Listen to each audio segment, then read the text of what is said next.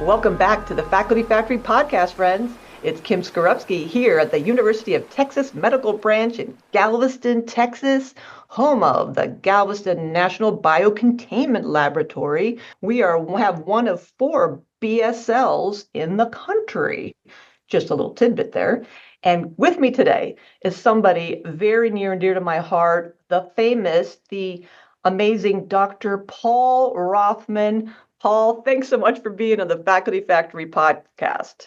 Did you say famous or infamous, Kim? I couldn't Yes. quite get that. Folks, who is Dr. Paul Rothman? He is the former dean and CEO of Johns Hopkins Medicine, Johns Hopkins Health System. He was the top dog there from 2012 to 2022. Dr. Rothman is a molecular immunologist. His journey started off in Queens, took him to MIT. Sprinkled in there, you'll see he was captain of the crew team. He was at Yale and Columbia and Iowa and then Hopkins. And now he's semi-retired in Colorado, chasing cytokines around. Paul, again, thanks so much for being here on the podcast. I know people are going to be thrilled to hear your story and your journey, and mostly, like, what does a dean do? Where do deans go when they stop deaning? Oh, Kim, it's really good to see you again. We were at Hopkins together for about a decade, and you're one of my favorite people. You had such an impact at Hopkins, both on not just the faculty, which you helped run, but also on the whole institution. So it's Galveston's great benefit to have you there. Hopkins lost, but it's really good to see you again and looking so good and so happy. I think that's wonderful. So, and thanks for asking me to be with you today. Thank you. So, we've talked in this podcast now for 6 years that you graciously supported what was born at Hopkins. We've talked to leaders and dean, associate dean, deans of faculty development, deans of faculty affairs, and we've heard stories of a lot of times leaders say, I had no intention of ever being a fill in the blank, a leader. Would you mind kind of reflecting back? Do you remember at what point in your life you thought, I'm going to go for a dean? By gosh and by golly, it's going to happen and I'm going to make it happen? Or were you one of those folks who a mentor nudged you along and you just kind of felt like, I want to make a bigger impact on a bigger playing field? How did it happen that you became a dean? So that's a good story. It was not my life plan, if you think about it. I'm trained in medicine and rheumatology, but always since my days in MIT wanted to do medical research, and as you said, was a molecular immunologist and did very basic science work at Columbia, which I thoroughly enjoyed. Had a fairly big lab, over 20 people at one point with 5 NIH grants, the whole big, just writing grants all the time and enjoying trying to have an impact on science. And I love that. And, when you run a lab that big, you have a lot of other responsibilities. And so I ran, it was just a lot to do. And it's sort of what you described. I had 2 mentors at Columbia who were division chiefs, one Kai Salicati, who's head of nephrology, and one Len Chess, who was my direct boss of rheumatology, and they pushed me to become a division chief. They basically said, we hate doing the administrative stuff. You don't seem to mind it. Why don't you become a division chief? And so again, I'm a rheumatologist. I had this crazy boss named Mike Weisfeld, who Oh, yeah. later was at Hopkins. He was a chair of medicine, and he said, Paul, I want to become head of pulmonary. And I said, Dr. Weisfeld, I'm a rheumatologist. What, I don't know, and he said, well, figure it out. So I went around the country. I had some really generous people. I remember Marv Schwartz at Colorado and Jack Elias to just show me what divisions of pulmonary were like and how you had to be pulmonary critical care, and came back and told Dr. Weisfeld that I could be head of pulmonary allergy critical care and put them all together. And he said that sounded fine. Didn't give me a lot of money, but said I gave me a credit card to sort of uh, find money by myself and raise some money, and just had great faculty and had a fun time doing that, and really enjoyed it. And when you get the bug of um, being able to build something within academic medicine, it's very satisfying. It's satisfying recruiting really good people, getting them funded, recruiting young fellows, seeing them have success. There's just it's a different impact than the impact you have from running a lab and doing research, but it's a very satisfying. And in some way, I felt that I was able to probably have a larger impact by recruiting good people, getting them going, getting them resources, getting their careers going than I could just from my own lab. And I decided that I'd start looking at chair medicine jobs and got offered the job at Iowa by Jean Robillard, who was a great mentor for me, and moved my wife, who is a gastroenterologist, and our kids out, lived in Iowa for 8 years. And the dean stuff came sort of there because I was chair medicine, and they did a reorganization, and Dr. Robillard, who had been the dean, became the vice president for medical affairs. He said, Paul, I want you to be the dean because I have too much to do just running the health system to also be the dean. So he asked me to be the dean. Uh, and that was just fun. And it was, again, it's just being able to impact. And it's all about the people that you build buildings, you do the real fun is developing people around you. And you go from a division chief where you're recruiting young faculty to department chair where you're recruiting division chiefs to a dean where you're recruiting department chairs. And again, the whole thing is getting people resources to help implement their vision. And so I did that at Iowa for 4 years, and then Hopkins called. And the story is when I had moved the kids from Iowa to Hopkins, from New York City to Iowa, I told them, I'll never move for you when you're in high school. So I had 1 year where my middle son was graduating high school. My little son was going to enter high school. So I had 1 year to go ahead where I wouldn't break that promise. So I looked for jobs that year, and I had the luck to land the Hopkins job, and got to move out to Hopkins, and just had a lovely time there. So it was just an honor to have that role. It's just an amazing institution, as you know. And just the ability to that job, you're not only the dean, you're the CEO, so you're managing a health system, and because of your proximity and because of the prestige of Hopkins, you get to impact national and international healthcare, which was really fun to do. Well, thank you for sharing that story. I love your emphasis and sharing that relationships, that your journey has included relationships. And it struck me as you were telling the story about how when you were asked to be the division chief and you got such satisfaction of helping grow fellows and then faculty members' careers and giving them resources, that I'm always curious about that shift where it shifted from you, meaning you're writing grants, you're getting funded, you're getting the publications, you're giving the talks, you're building the career, to other. And I'm always impressed by people who at some point realize, okay, it's not about me anymore. Because I think sometimes that I see, and when I coach leaders, they're kind of walking that line of, well, how can I maintain my relevance in my science if it's not about me, if I'm not getting funded, my papers, my grants, my lab, and then trying to balance that otherness. So can you share a little bit more about how you made that shift from me, Paul Rothman, it's about me, to now it's about others? Was that, it sounded like you made it sound like it was just a natural, easy shift of your ego goes down in one sense Well, if about you time. ask my yeah, if I ask my wife, Kim, it's always about Paul Rothman. So let's Okay. just take Well, that a little bit on the side. okay. But in terms of career,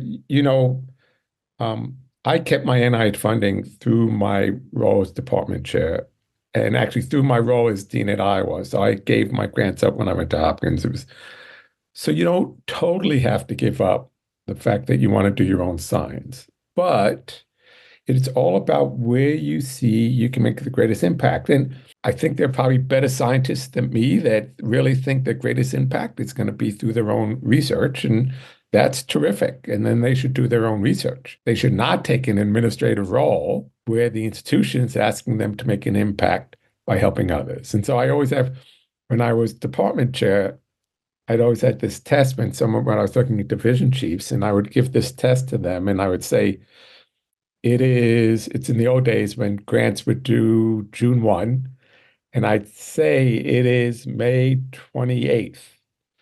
Your junior faculty member gives you their grant to read over before it goes in, and you have your grant you're writing. And the question is, when you go home at night, which one do you pick up first? And if you still want to pick up yours first because you want to get yours funded, then you shouldn't be a division chief. If you know that you'll suck it up and stay up all night the next night because you want to read that junior faculty's grant so that they can have an extra couple of days to revise it, then you're ready to do something that's greater than just your own research. So it just has to do with how you envision. And there are people whose research is so good that I would advise them never be an administrator because you really need to focus on your stuff. You're making a huge impact on the world by your own science, and that's terrific. And there are very few people who do that and make a huge impact. There are a couple that do both, that still do really top research and also run high administration. It gets harder and harder. And I always describe how when I was doing my research, and actually when I began as a division chief, I would wake up thinking of experiments. And I always kept a pad of paper and a pen by my bedside because I'd wake up, write down the experiment, go back to sleep. And about half the time it was a ridiculous experiment, but about half the time it actually was okay and it actually was something. 50%, that's pretty good dreaming. As I spent more time as a division chief, I woke up in the night thinking about balancing budgets. And so once I stopped thinking about waking up, thinking of scientific experiments, I knew that probably my time had been done to be a top-rate researcher, and I should really focus in on my administrative role. That's a great test, and that's a great reminder of us to maybe do some introspection and some reflection on where we are in our careers. Because as you pointed out, rightly so, there's some people who, as you know, I teach leadership programs, develop leadership programs. There's some people, frankly, who shouldn't be leaders. And there's some of us think that that's just a natural progression in any field to want to seek the highest levels of leadership. And yet some people not only don't want to and would be better served by doing something else, but shouldn't be leaders. And that makes me think also, Paul, is, in doing your research and being funded your entire career, you obviously learned how to do science. How did you learn how to be a dean? You said earlier that when you were asked to be and kind of prodded to be the section chief or division chief because they didn't have time and they told you, we'll figure it out. How did you figure out how to be a dean? I mean, did you go to dean school? You read a bunch of dean books, or were you just picking the brains of all your mentors? No, Dean Academy. No, there is not a Dean Academy. Here's why I would think, if you're in internal medicine, which is a big department in every academic institution, and you become from a division chief to a department chair, it's actually not that hard. And the reason is you're all trained in internal medicine, so you actually know what all the specialties do. You know what cardiology does. You know what endocrine does. So you have a broad view of everyone. You know how the training programs work. You know the day-to-day life of most of the faculty there. So to become a department chair, it's not that hard. When you go from a department chair to a dean, it's a huge step up. And it's because you're now asked to lead many faculty members whose day-to-day life you actually don't know about. And so what I do and what I mentor people who are taking these roles are the first thing I do is figure out what everyone on the faculty does. And because you're going to make decisions that will impact them. And if you actually don't know what their day-to-day life is like, I think you're making uninformed decisions. So what I would do is actually, I went to the OR with every one of my surgical department chairs. Both times I was dean and spent a day in the OR with my department chairs. And they often would take me around to the ORs of where their faculty were working, and I would do that with the departments I didn't know, with rad onc, with radiology. I'd spend a day trying to just show me your department, show me what they do, so I could sort of make a little bit better decisions. And so I think, for people who know, you just have to go out there and educate yourself on what everyone does. I think that's going to be very helpful. The other big difference that I tell people between a department chair and a dean is as you move up administratively, you go from being primarily an operator to a strategist. So if you're a division chief or even most department chairs, increasingly as you move up as a division chief, you're mostly operating a division, taking care of the faculty, the residence, fellowship, and doing that. A department chair, you have a little more resources and a little more thought needs to go on strategically, what you're going to do with the department, what areas you're going to build, what you're not going to build. When you become a dean, it's really mostly about strategy. It's really not an operational role. You should be delegating that to the vice deans and associate deans and assistant deans, and you really need to be thinking about the larger strategic issues that you have. And that's something that, the learning there has to do with great mentors. I've had, my Dean Jean Robillard was a great mentor to me and taught me a lot about it, and just talking to peers and then just experience. At some point you're just going to have to, experience it and figure out your own style and what you want to accomplish and how the best way to accomplish it is. Yeah. And then how do you, some of the big things that I can't wrap my head around, how does a dean manage and lead up to presidents and trustees and chancellors? Because you mentioned Mike Weisfeld earlier, and Dr. Weisfeld was on the Faculty Factory podcast a bit ago, and he was sharing a story about when he went to, I think it was Columbia, where he said that he trained there and he was there, and the lesson he learned was never meet with a donor without a development officer. And he said over 5 years, he said he went to, development school. He learned how to ask donors for money and got some real hard lessons that way. But so they kind of put him through the ropes. Like, this is how you raise money. This is how you build relationships. The donors, we have relationships with them. This is how you have relationships with them. How did you learn to navigate working with presidents and working with the trustees at the Hopkins system and other systems? That's got to be challenging. As you move up in these administrative roles, you increasingly have responsibilities that are not just focused on faculty and learners, right? So as you talked about, one of them is with donors, and actually Mike Weisfeld helped teach me how to work. At Iowa, they were really wonderful at actually bringing in consultants who taught us how you fundraise. And I was able to learn there are consulting groups that teach academic centers and universities and their leadership how to raise money. So I learned a lot from them on how to raise money.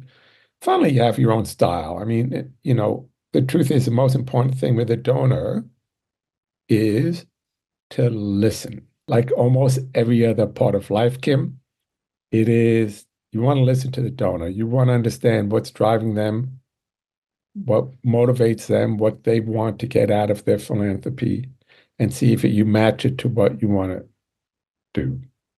So the donor was actually purposeful, and that was great. And when I got to Hopkins, again, it's a different type of donor a little bit. And I had a great guy named Steve Rum, who my predecessor had recruited, Ed Miller recruited to run development, and he was terrific. So he taught me a lot too. So you're just learning the whole time. Managing up, I would say the other thing you talk about is and the truth is, as you take administrative roles, you're managing up all the time, right? So division chief, you're managing the department chair. When you're department chair, you're managing the dean. Again, I learned, and I learned at again, John Robio was a great mentor when I was at Iowa and dean, and we had to report to the board of regents. And so I got to go, and he took me under his thumb. So I got to help report to the board of regents. Even when I was still department chair, he would bring me, and then when I became dean, I would report to the. So I learned how to do that, and also you're reporting to the president and the provost, and um, you have to just learn a little bit. You understand that your success is their success, that your goal is to help your boss be successful. I mean, if you always go into something is my job is to make you look good, Yeah. to help you be successful. That's always a great place to be. And so Sean helped when I got to Hopkins. Obviously, it's a different type of board. It's larger board. And again, you just there isn't a school for that. You just sort of learn. I talked to a lot of people and my peers and others and see how they manage. I had a great other ability. There was a McKinsey, the consulting company, ran a quarterly meeting of CEOs from different industries.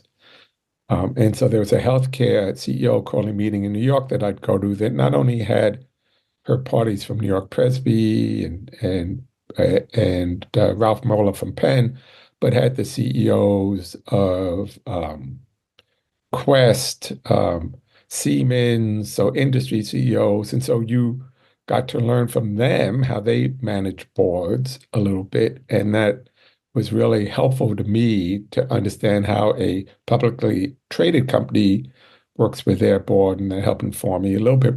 It actually told me a lot about my board and how I might better talk to them and bring them on board and learn from them as I developed as a leader. Paul, you've said the word learn at least 9 times. And I'm just struck by that in a sense. I mean, it's definitely a thread that we all share in academic healthcare systems and medicine, that we're curious, but that humility of saying learn, learn, learn, learn, learn. So I think what's refreshing about you saying this and reminding us that as we try to grow the next successive generations of leaders and think about where is healthcare going in the future, I think it's important to underscore what you're pointing out, that you don't necessarily have to be completely 100% prepared to go or to be.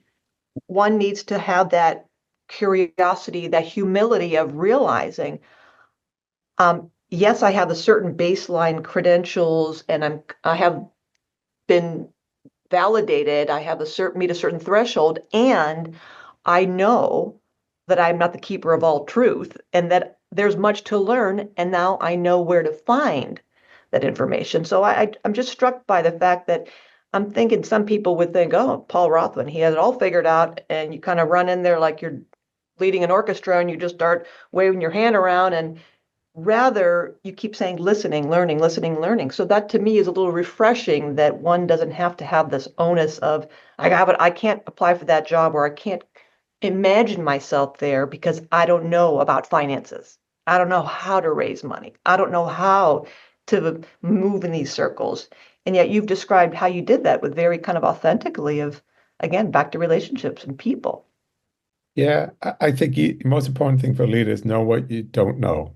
And the other thing that is always helpful as you grow is surrounding yourself with people who are more knowledgeable than you are in different areas and learn from them. That could be faculty development, like with you and Janice, or research with Anthony Rosen at Hopkins. So you just surround yourself with people who know more than you do, and you'll learn from them, and they make the institution better.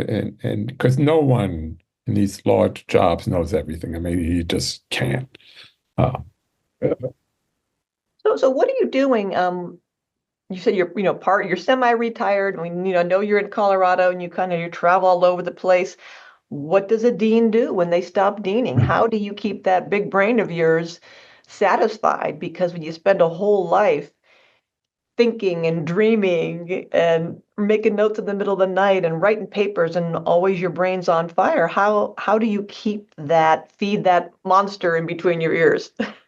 so as you know, I stepped down after my 10-year term, and I didn't know what I was going to do initially. And I had thought about I'd heard Jim Collins, who wrote the book Good to Great, and so he gave a discussion once to a bunch of CEOs about what you do after you step down as CEO. And one of the things that resonated with me was trying to figure out how you can uniquely contribute to the world. And I was still trying to figure that out when I stepped down. But I knew, as you said, I couldn't go from 100 miles an hour to zero. I thought I would drive my wife Frances crazy and probably myself crazy. And so I actually did a sabbatical. I had got a sabbatical. That was part of my stepping down. And I went to the bench. I am a trained molecular biologist. So I actually took a sabbatical year. I have a good friend named Tom Check, Nobel laureate chemist, and he's at Colorado. And I thought, let's go to Colorado and see if we like Boulder. And so I went to the bench for 9 months. I did CRISPR genome editing. I did live cell. I was back in the tissue culture hood, and I was a postdoc for No 9 months. way. No Yeah. way. Did the other people there have any clue as to who you were? Well, the lab did. There was a shared tissue culture facility with a whole building used. And so I think some of the younger technicians did not actually know who this old guy was, zooming around, zapping cells here and there. And so, but the lab knew, and it was wonderful. They were great and helpful. And I hadn't been to the bench in 30 years. And so I needed some help just readjusting. And the truth is, things hadn't changed that much in how you did things. And there's just there is it is fun doing lab work. It just is fun. There's both, you have to think a lot, but there's also a roteness to it. You do tissue culture, you're spinning the cells, you're doing, and so it was really fun. It was fun going to lab meeting, thinking about science. The thrill of when an experiment worked was still there, and um, the disappointment when you messed up and experiment didn't work is still there too. But I got some stuff done and then handed it off because I didn't think that was my next career.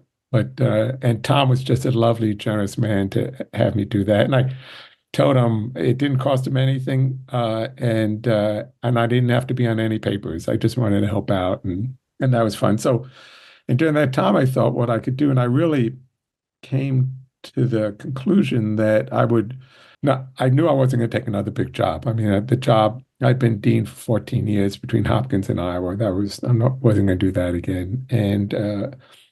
But I wanted to keep stimulated. And, I had been on the board of Merck since I think 2015. So I had some experience in the pharma industry.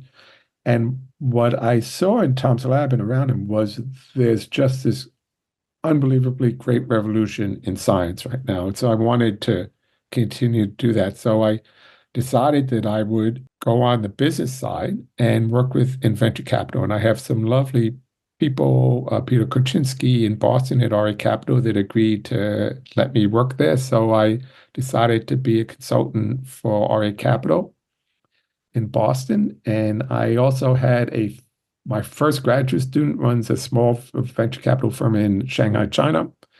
So I work with him too. So I do about half-time venture capital work, helping them start new companies. And then I do a bunch of board work, both with Merck and LabCorp, and then with a couple of health systems and nonprofits where I just help out. And then I joined some mentoring groups, and I mentor a bunch of people, both formally and informally, through different groups. So I mentor, I'm help with some nonprofits, help with some health systems, do my venture capital work, and do my board work. So keep very busy. I wish people could see your face right now because your eyes were beaming. You had the hugest smile on your face when you were talking about your sabbatical year and when you were talking about being back at the bench. It's clear that that is so delighting you. And that's what I love the word delight lately when I give seminars and talk about workshops with later advanced career faculty members. I ask people to reflect on, what delighted you as a child or growing up, because we're so busy with work and this is a tough space to be in, all the rejection, and rarely do things delight us in our careers, I think. But I think that the delight is evident all over your face when you're talking about circling back to what drew you to science and what excited you. And I like how you have, we're reflecting on what will help you uniquely contribute to the world and that it doesn't have to end when we leave our official roles, that we can repurpose our brains and our hearts to continue to contribute in different ways. Yeah, no, I think that's right. And yeah, I thought my golf game would get better when I was not working so hard, but that has not happened very much. I just can't golf that's just not me. But we do relax. We live in Colorado, so we do get to hike a lot and we ski and golf and enjoy life out there, which is a lovely place to be. Yeah. So Dr. Paul Rothman, you have been a delight. I'm so happy to see you again. I missed you, and it's so wonderful to see you so happy and vibrant and your face just all lit up. And this has been a really wonderful and inspirational conversation, and I'm sure everyone will enjoy listening to it and will share it with their colleagues. I'll leave some parting comments to you. Do you have anything, Paul, that looking at early career faculty folks or the buzz you're hearing around, you talked about a revolution in science. Anything you kind of want to give people hints or something to think about or plant some seeds out there? I'll give the final word to you, Paul. well, I've been doing this for 40 years, and I do think that when you think of faculty now, we're in this fourth industrial revolution. We're going to have tremendous change in healthcare, driven both by cost considerations and by just technology is going to just help us. And I just think that people are going to have to be resilient and embrace change is happening. So you can embrace it or fight it, but it's going to happen one way or another. And I just think the ability to better care for patients, to do better science. I see the science being done, the ability to impact people with new therapeutics. It's unbelievable.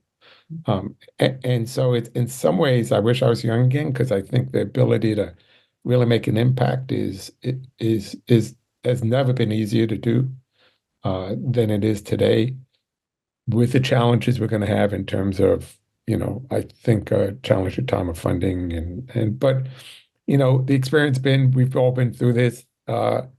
It just comes and goes. There are harder times and less hard times. You just gotta ride through when funding gets tight and just move on. And I guess the final word, Kim, is we are privileged in our society to help care for people, to help them when they're scared and vulnerable, to help them get better. It's a privilege that I have felt all my life, and I still feel privileged today to be able to do that and to have helped others do that through my administrative roles over the years. Just been, just made my career and my life. So it's something special. Dr. Paul Rothman, thank you. Hi, Faculty Factory podcast listeners. I'm Kim Skorupski. I want to share a great opportunity with you. We've created a faculty leadership collaborative of faculty affairs and faculty development leaders from around the country, and we're offering a leadership boot camp in January. This one is for early career faculty members. That is, faculty members at the instructor or assistant professor rank for about less than 5 years. The boot camp will be 3 hours a day for 3 consecutive days. So specifically, it'll be January 14th to 16th. That's a Tuesday, Wednesday, Thursday, from 2 to 5 p.m. Central Standard Time via Zoom. And the registration fee is only $299. The boot camp provides overviews of key leadership competency areas developed and delivered by faculty members in academic health for early career faculty members in academic health. So with 9 contact hours, you'll learn about leadership principles that apply to yourself, in relation with others, and in complex organizations like ours. So this opportunity is open to early career faculty members in academic health institutions around the world. So please share with your friends. Let me tell you what the topics include.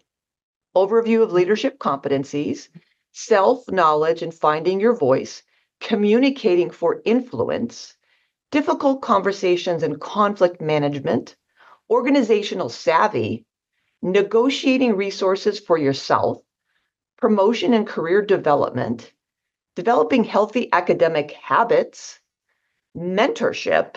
This is on being a good mentee as well as being an effective mentor, resilience and work-life integration.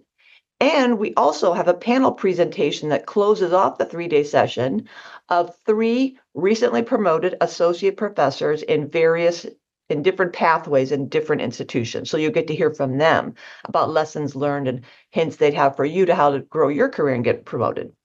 So again, it's 3 days, January 14 to 16, 2 to 5 Central Standard Time. It's only $299. To register, go to the facultyfactory.org website. It'll be on this podcast description as well as on the website. And I want to also run through the names of who our presenters are this year. Dr. Karma Fouché from the University of Illinois in Chicago, Dr. Rachel Levine, Johns Hopkins School of Medicine, Dr. Hannah Lundberg at Rush University Medical Center, Dr. Susan Matulavicius from the University of Texas Southwestern Medical Center, Dr. Elza Milona from Methodist University Cape Fear Valley Health School of Medicine, Dr. Bob Tillman at Baylor College of Medicine, and Dr. Valerie Williams from the University of Oklahoma. So we have a broad panel of experts. We, my colleagues and I, Dr. Susan Chubinskaya and Nutan Vaidya, are so happy to bring this faculty leadership collaborative. We're all going to be working together around the country to provide more boot camps, small, condensed, efficient Zoom platform to do some high-level overviews. We'll be doing a mid-career in April. So we hope you sign up and share this opportunity with your friends. Thanks for tuning in to the Faculty Factory podcast. We are a faculty development community sharing tools to build academic leaders in healthcare. Maybe you want to be interviewed on the podcast? Please visit facultyfactory.org/contact and send me a message there. The Faculty Factory podcast and website is sponsored by the Office of Faculty Affairs at the University of Texas Medical Branch in Galveston, Texas.